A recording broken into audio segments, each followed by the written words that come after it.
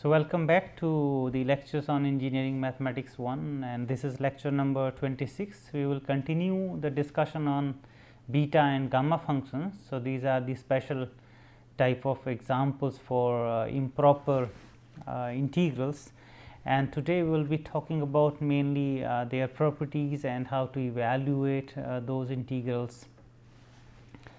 And in the last lecture we have already seen the convergence of those integrals, and if we recall that the beta function was this improper integral 0 to 1 and x power m minus 1 1 minus x power n minus 1 dx, which converges when this m and n, these number here in the power exponent here. So, m and n are strictly positive and they diverges, this integral diverges when m and n they are less than equal to 0. And we have also seen for the gamma function that this integral, this mixed type of improper integral 0 to infinity e power minus x x power n minus 1 dx, it converges if this n is strictly greater than 0 and it diverges when n is less than or equal to 0. First we will discuss the property, one nice property of this beta function, which is the symmetry property, and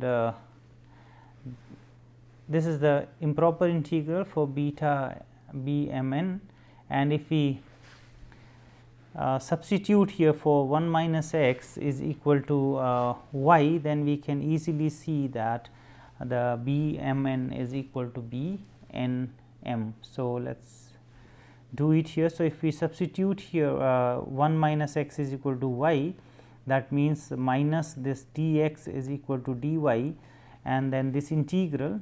So, then x 0, so y 1, and then we have there 0. So, x power m minus 1. So, from here the x becomes 1 minus y. So, x power m minus 1. So, we have 1 minus y power m minus 1, and 1 minus x is y. So, y power n minus 1, and this dx will become dy with negative sign. So, this we can revert now. So, 0 to 1, and we have y power n minus 1 and 1 minus y power m minus 1 dy. So, this is the again the beta function, and which as per our notation this will be denoted by beta. So, this is here 1 minus, so y power n minus 1. So, this is n, and 1 minus y power m minus 1. So, as per our notation this is beta n m. So, this beta n m is equal to this beta m n. So, we have the symmetry property here. So, it does not matter whether we compute this beta with m n or with beta n m. So, that we will keep in mind now in future discussion. And so, how to evaluate this beta function? The question is the evaluation, because these are the special integrals, improper integrals, and special care has to be taken to evaluate these beta functions. So, suppose here n is a positive number. So, in many cases we can discuss that or we can compute that integral in a very simple fashion. So, first case we are considering here when n is a positive number. So, in this case we consider this beta m n as a given integral, and now if we integrate this by parts and taking that this n is taken as a positive integer. So, we will differentiate this part of the function, and then this will be for the integration when we do this integration by parts. So, this will be here the integral of this x power m minus 1, which is x power m and divided by this m for this x power m minus 1, and now this will remain as it is. So, 1 minus x power n minus 1, and then we have these limits 0 to 1 plus the integral of this x power m minus 1 with the minus sign there, but that will be compensated. So, here x power m divided by m, and then we have n minus 1 and 1 minus x power n minus 2, and the dx. So, this is here n minus 1 and this divided by m. So, we have now what is left. So, n minus 1 and divided by m, we have taken this out of the integral. So, the integral becomes 0 to 1 x power m and 1 minus x power n minus 2, and this is dx here. So, we have integrated by parts the integral, keeping in mind that this n is taken as a positive integer. So, that we will be now differentiating this function wherever needed, and this will be used for the integral. So, we have integrated the function and it is kept as it is in the first part here, then the limit, and then plus again the same thing, and we have differentiated now this one n minus 1 1 minus x power n minus 2, and this minus x. So, that will be minus 1 again the differentiation, but that minus 1 has been taken care because in this formula here minus sign should appear.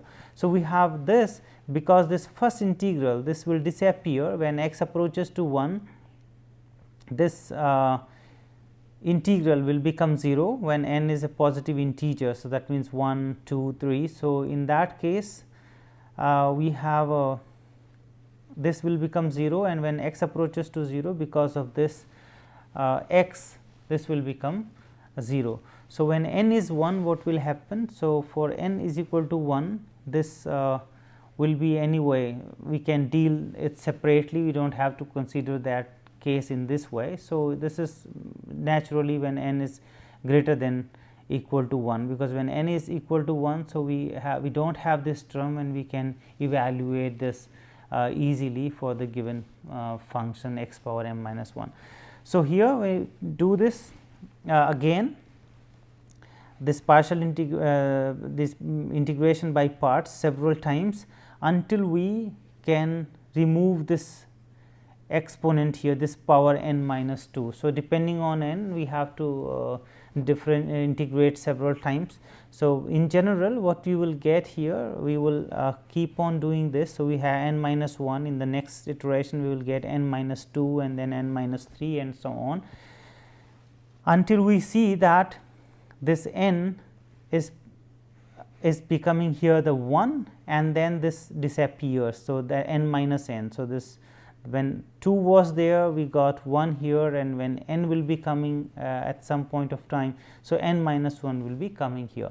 So, in that case this will become now n minus n, and then same thing will happen here. So, we have m, and then in the next iteration this will be m plus 1, then m plus 2 and so on, and we will we can see the pattern here. So, when 2 was there, the 1 is coming in this term, the 3, then 2 will come and so on. So, 1 less is we are adding here. So, we have n minus 1. So, n minus 2 will be coming here with m. So, we have in the denominator these terms m plus 1 up to m plus n minus 2, and in the numerator this is going up to 1. So, this here n gets cancelled with n, and this is the 1 term. So, this is nothing but the n minus 1 n minus 2, and this product continues up to 1, and then this integral becomes 0 to 1 and x power. So, because here the power is increasing, here it was x m minus 1, after integration once by part we got this m here. So, naturally this is same as what we have in the denominator, the last term. So, this power here of this x will become m plus n minus 2. So, m plus n minus 2 dx, and now this is the integral with no other term, 1 minus x term disappeared completely. So, we have only one term in the integral, and this is easy to integrate. So, what we get after this integration, this will be x power m plus n and minus 1, because we will add 1, and then this will be divided by again with this term, and then we have the limit 0 to 1. So, when we put this x is equal to 1, we will get 1 over m plus n minus 1, and that is the reason we have taken here this product to m plus n minus 1. That is the that is the next term when we add 1 there. So, we have the continuity here, we have m plus 1 up to this m plus n minus 2 and then the last term m plus n minus 1, and when we put 0 there. So, this will be 0. So, this is the outcome here out of this integral. Out of this integral we will get just 1 over m plus n minus 1. So, this term here we have incorporated. So, m plus n minus 1, and the numerator here, because this was the product from n minus 1 to 1, and that is the definition of the factorial we use. So, this is the notation now, factorial n minus 1 we have used for this product n minus 1 n minus 2 up to 1. So, this beta m n, when this n is a positive integer, we got that this is factorial n minus 1, and then here this product m plus 1 up to m plus n minus 1. So, same thing we can do when we assume this m to be positive, and noting that this beta is a symmetric function which we have just seen before. So, there is absolutely no issues, we will get the similar formula, this m will be replaced by n. So, in this case we have just seen when we have taken n a positive number. So, when we have taken n a positive integer, we got this beta m n as factorial n minus 1 and this product of these m terms, and we can do the similar calculations when m is a positive integer, and in that case also we will get a similar result, and the result will be just we can replace this m by n, we will get this expression here with m minus 1 factorial, and then these terms with n plus 1 and the same term m plus n minus 1. If both are integers, m and n both are integers, so in this case we can either take this case for example. So, when here m is also integer, so that means we have m plus 1 and so on, this product again appearing of these integers with a difference of 1. So, if we multiply in the numerator in the denominator term also m minus 1, m minus 2 and up to 1. So, basically this side here. So, what we are getting that 1, 2, 3 and so on m minus 1 m, and this product goes up to m plus n minus 1. So, here also this was nothing but the factorial m minus 1. So, this was factorial m minus 1 term. So, we have multiplied here with factorial m minus 1 term, and then this also becomes from 1 to m plus n minus 1 the product. So, this is becoming again the factorial m plus n minus 1. So, we have m minus 1 there and factorial n minus 1, and in the denominator here we will get m plus n minus 1 factorial. Same thing we can observe if we take this formula for example, and in this case we have to multiply by this n minus 1 factorial, because we have to now multiply here also by n minus 1 factorial, that means 1, 2 and so on, and n minus 1, and then we have n. So, this continues now to this one, and this will again become this factorial m plus n minus 1, which is considered here m plus n minus 1 factorial. So, this is the formula when m and n both are integers. So, we have this beta function can be written in terms of the factorial. So, factorial m minus 1 factorial n minus 1 and divided by factorial m plus n minus 1.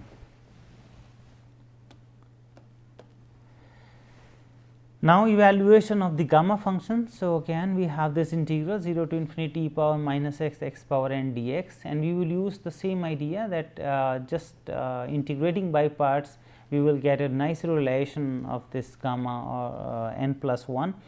So, when we integrate by parts, so naturally now we will differentiate this x power n minus 1. So, we have e power minus x, the integral of e power minus x will be same minus e power minus x, x power n will remain as it is, and then we have this limit here 0 to infinity. So, limit 0 to infinity plus integral. So, that minus will become plus here. So, integral, and then this integral of this e power minus x, which is minus e power minus x, and that minus has been already taken care. X power n minus 1, when we differentiate this, we will get n x power n minus 1. So, this first term, when x approaching to infinity, because of this exponential, this will go to 0, and when x approaching to 0, because of this x, n is positive, because otherwise this does not make sense, we have already seen the convergence. So, this will become 0, the first term. So, what do we get now out of this relation, that this gamma n plus 1 is equal to, so this here, if we take this n outside the integral, so this integral is nothing but n, and then we have 0 to infinity x power n minus 1 e power minus x dx. And as per the definition of the gamma function, what are we getting? Just n is replaced by n minus 1. So, that means this here, this integral is nothing but gamma n. So, we got this relation that gamma n plus 1 is equal to n gamma n, and that is a very useful relation which will be used to evaluate this gamma functions. If n is a positive integer, what will happen? So, when n is a positive integer, this we can easily evaluate in this case, because as per the definition or as per this recurrence relation, what do we get? Gamma n we can write down in terms of, like, gamma n will be n minus 1 gamma n minus 1. So, here if I use here gamma n and we use this relation, so this will be n minus 1 and gamma n minus 1. Again, for gamma n minus 1 we can use that relation. So, we have n minus 1 and this is n minus 1 and gamma n minus 2, and we can keep on repeating this. So, n minus 2 gamma n minus 2. So, n minus 2, then here n minus 3 gamma n minus 3. So, this we will continue until we get this 2 1 and then gamma 1. So, at some point we will get like gamma 2 there, then which we can write 1 gamma 1 and so on. So, we will get this when n is a positive integer, the simplification we will get that the gamma 1 we can easily compute now, and we will end up with, because this was a positive integer and we are just reducing by 1. So, we will end up with this gamma 1 naturally. So, this gamma 1, if we see from this integral, so when we substitute there n is equal to 0, if we substitute here n is equal to 0 in the integral, we have gamma 1. So, n is equal to 0 means this term will disappear. So, we have simply the integral 0 to infinity e power minus x dx, that is the gamma 1, and this integral we can evaluate easily, because exponential minus x, the integral is minus exponential x, and we have the limit here 0 to infinity. So, when x approaches to infinity, we will get this 0, and minus minus plus x approaching to 0, we will get 1. So, this will be 1. So, the value of this gamma 1 is 1. So, having this value now, so we have gamma n is equal to 1, 2, 3, the product up to n minus 1, which in terms of factorial we can write down. That means, gamma n is nothing but the factorial n minus 1. So, that is a nice relation we got, that such an integral which was improper integral, but we have a nice relation in terms of the this factorial when n is integer, at least in this simple case. So, the gamma n is coming to be n minus 1. Now, moving next, we have another nice relation, not only for the integer, but also for this half, at least gamma half, which is going to be again useful. So, if we have that recurrence relation gamma n plus 1 is equal to n gamma n. So, for some non-integer number as well, we can compute using that recurrence relation, and at the end, when if we end up with this gamma half, then certainly we can get the value. So, this will be again helpful. So, gamma half is square root pi, which we can observe by the definition. So, gamma n is 0 to infinity e power minus x and x power n minus 1 dx. So, if we substitute this x is equal to y square in this integral, if we substitute x is equal to y square, this will have another form of this gamma integral. So, what will happen for the substitution, the dx will become 2y dy, the limits will remain the same. So, we will have 0 to infinity e power minus y square, and this x will be y square. So, y 2n and then minus 2, but dx is again 2y dy. So, this y, so this 2 times 0 to infinity e power minus y square, and we have y power 2n minus 1 and dy. So, this is another form of this gamma integral which we will use now. So, this is 2 times 0 to infinity e power minus y square y power 2n minus 1 dy, and now we will substitute for this n as n is equal to half. So, having this, we have 2 times 0 to infinity this y power, when n is half. So, this becomes 0. So, y power 0 1. So, we have e power minus y square dy, and this is a well known integral which we will also evaluate in when we will be talking about the double integral later on. But this one, the value of this integral 0 to infinity e power minus y square and this dy, in fact, we will see later that value of this minus infinity to plus infinity e power minus y square comes to be square root pi. So, at present we will assume this, but it is very useful integral, and better to also remember this value square root pi. And having this one, now we can evaluate this. So, 2 times, and the value of this integral is coming to be square root pi by 2, because this is in the half range, not from minus infinity to infinity, but it is 0 to infinity. So, this is 2 times and the square root pi by 2, and this 2 gets cancelled, and then we have the value is square root pi. So, gamma half is square root pi, but provided we have just without evaluation we have used this value, but after few lectures we will evaluate this when discussing the double integrals. So, this for later.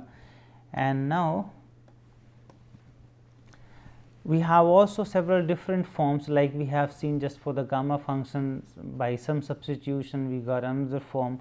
Same thing happened for beta functions. So, let us just go through some forms that could be useful to evaluate the integrals or to recognize the integrals in a different format.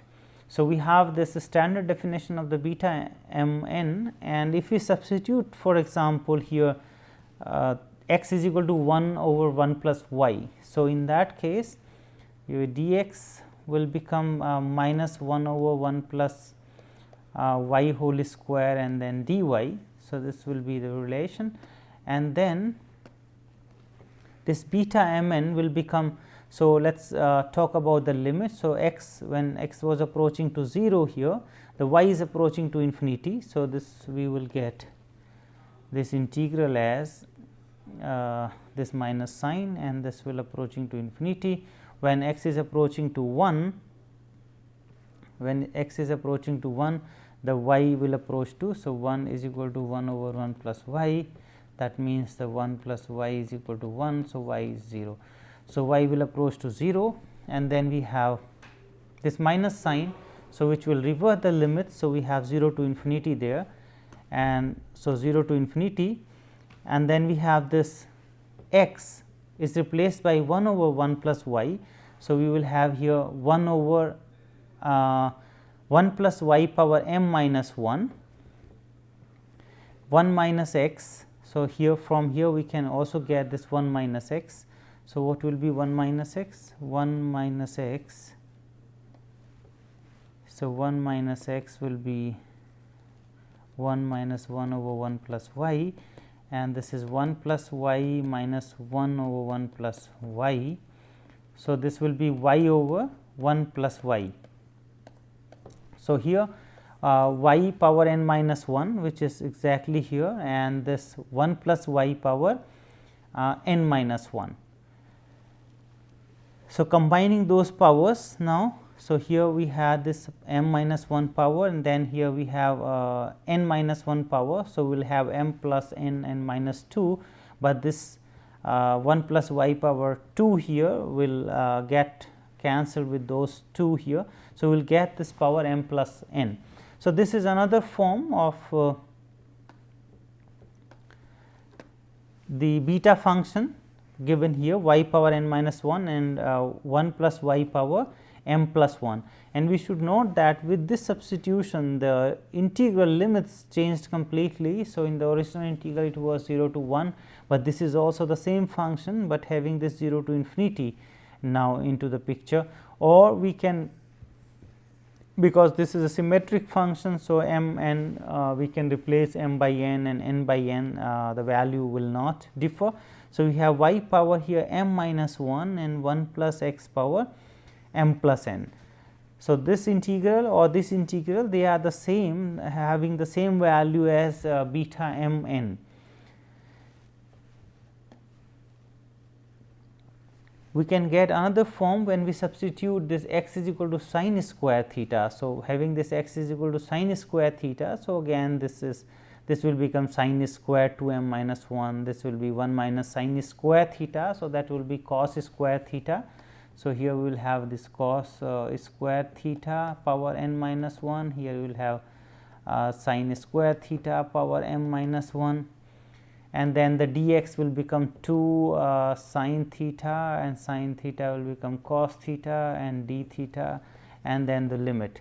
So, limits when x is 0, so theta will be also 0, when 1, so this will be pi by 2. So, we are getting here now this is 2 times and then sine power. So, 2 m minus 1. So, this was square. So, 2 m minus 2, but one sign is there. So, we have 2 m minus 1, and then same thing here for cos power 2 n minus 1 d theta. So, this is the one another form of this beta m n in terms of the trigonometric functions.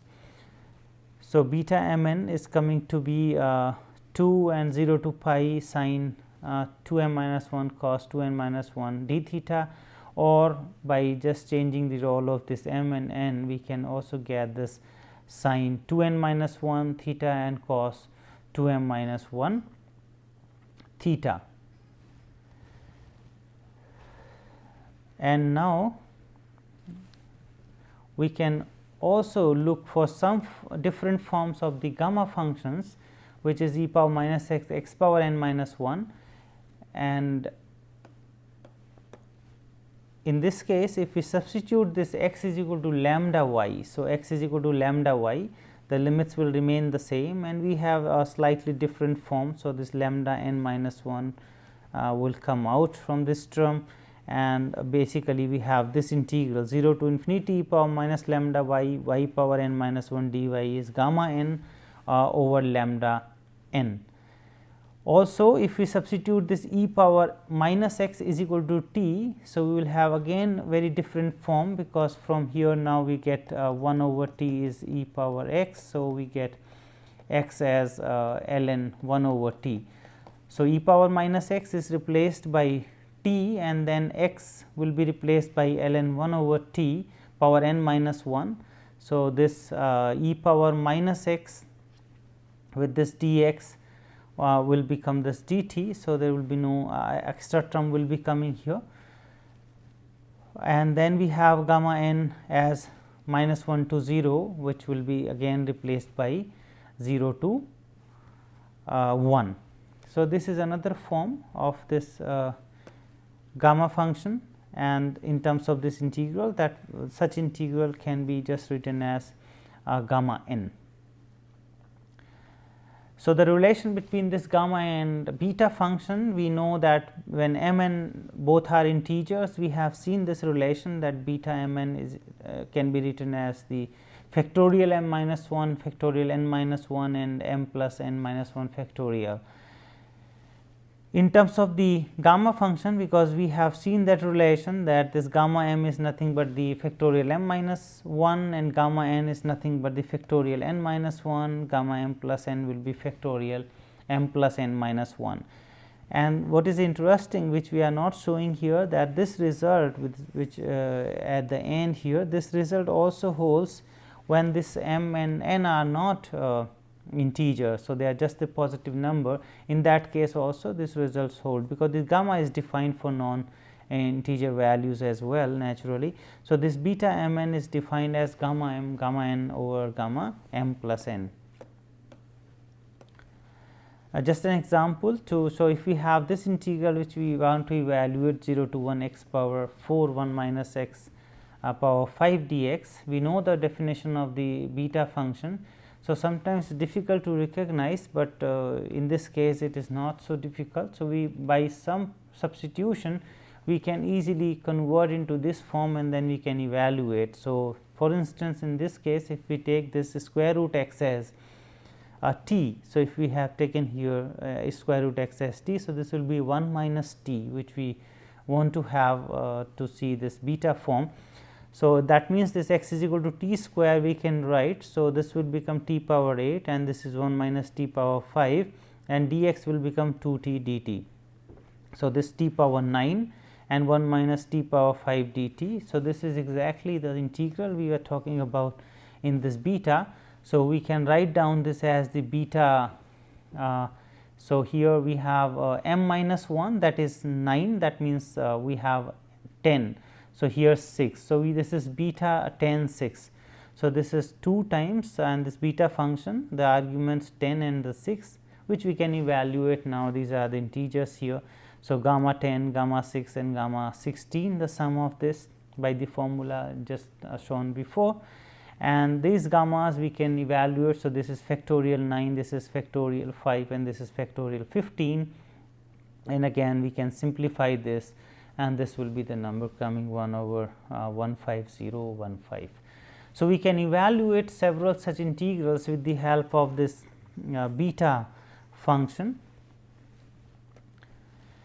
So, the conclusion is that we have seen these two definitions of the beta function and how to evaluate these functions, and mainly the interesting was that the gamma half we have computed it as square root pi, and also this relation is very useful between beta and the gamma function. So, beta m n is gamma n over gamma m plus n.